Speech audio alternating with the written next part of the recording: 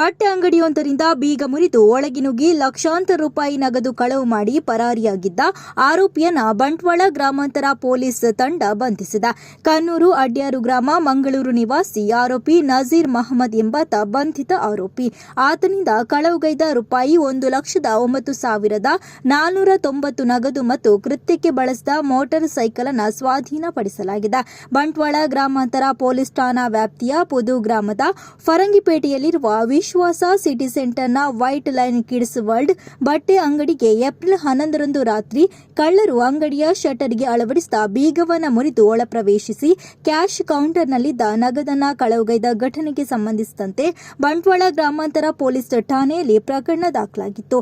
ಇದೀಗ ಆರೋಪಿ ಪೊಲೀಸರ ಅತಿಥಿಯಾಗಿದ್ದಾನೆ.